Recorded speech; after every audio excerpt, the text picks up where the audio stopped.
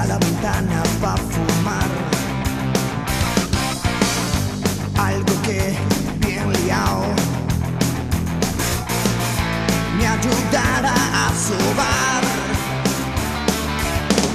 Lancé la guitarra para ver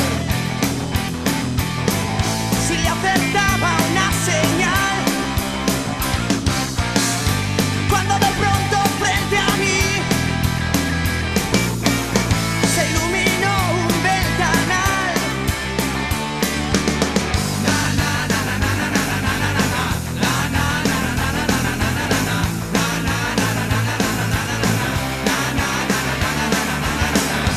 La cortina se entreabrió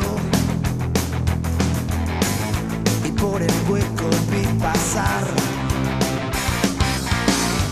a una tía de mi edad que no estaba nada mal.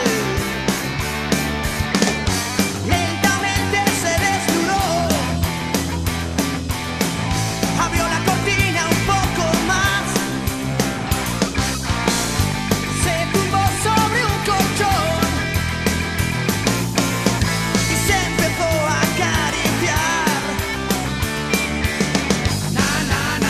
Si quieres jugar, delante de mí.